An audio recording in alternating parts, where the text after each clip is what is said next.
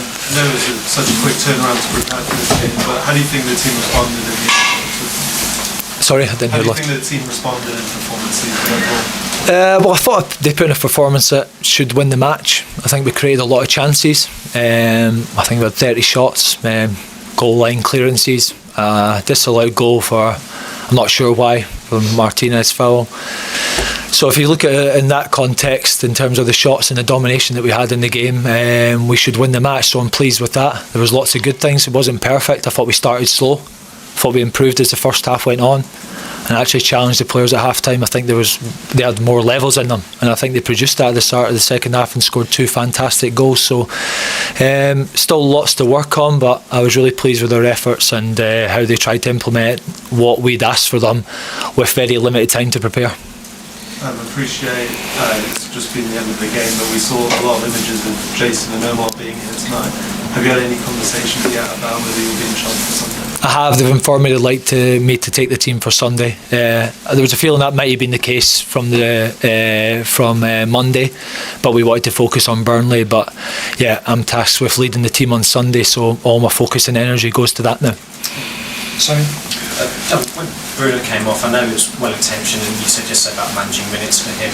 Was there any chance he could have played the full game? Because it felt like, given his influence, missing him, Burnley scored quite quickly after.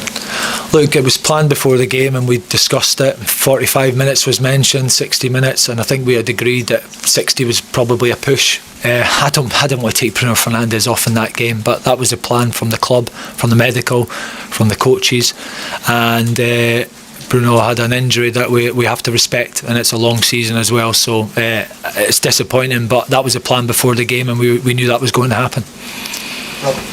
Hi Darren, there's been a lot of talk about Man United teams that should be a team that takes lots of risks. Yeah. About 30 shots, Yeah. 9-10 on target. How much of that was part of your pre-match message to the players about doing that? It was about them to be proactive, to attack, you know, to go and highlight themselves, you know, go and showcase what the abilities they have as individuals and as players, and be really front foot, proactive, exciting. They were the challenges that were put towards them, and they did that. I think, as I said, it wasn't perfect, but there was lots of good things within that. So I think if we look back on that game, barring probably the start, and then as you said, after we went 2-1 up, I think the rest of the game is pretty much total domination and creating lots of chances. We probably look at it and disappointed we've not scored more goals, because we've got to score more goals when you create that many chances in a match. Darren, what did you say to Shea Lacey before he went on and how impressed with you? What were you with him playing? We said to him, stay wide and go and do what you do, and he did that. Stay wide on the right. We know I know he's going to make an impact. I know he's creative. He's got goals in him. He's exciting. He's direct. He's fearless. And he hit the crossbar and he had another shot, so he had a really bright game. And you know, I'm pleased for him, because he's had a lot of injuries in recent years and he's not really got going with his momentum, but we know the talent that he's got, and he'll be a big part of Manchester United's future. I've no doubts about that. So, Darren, there's been instances this season where the team have not defended quite as solidly as you'd want, and obviously there's been a change of defensive formation tonight. How do you think the team adapted, and is it an ongoing concern really, predating you, that they give goals up easily?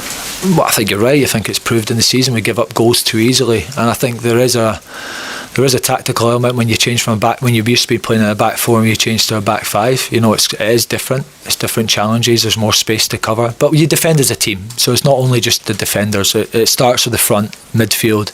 It's the whole team that defends. We attack as a full team and we defend as a full team. So you can't just label the criticism at the defenders, so to speak. But as a team, we need to improve in defending and not concede as many goals. But I think the XG tonight was 0.2, so it wasn't that much for them to actually score 2 goals. So that's one way of looking at it. But ultimately they have, and we've only got a point. Yeah.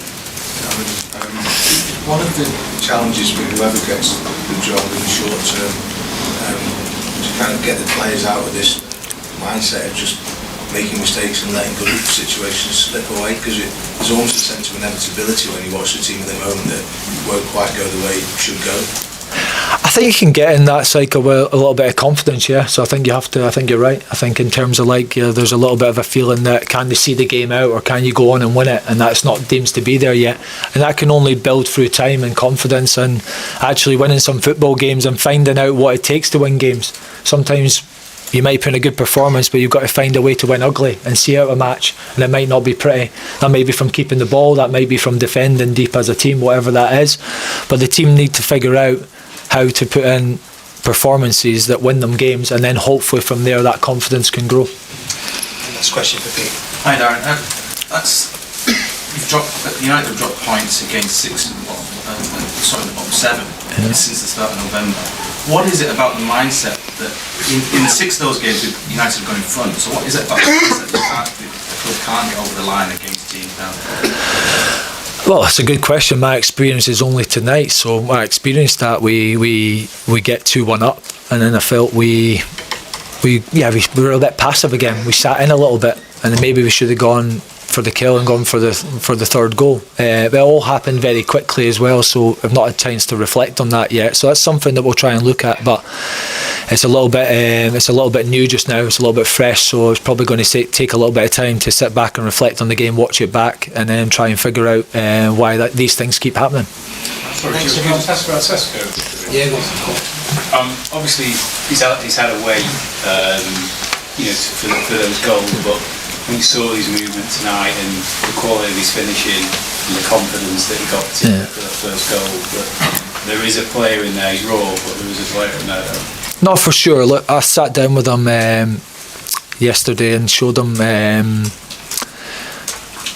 videos of his movement, as you said, and how the opportunities are going to come. He has to just keep believing, keep making the runs. The rest of the team have to look for him more as well.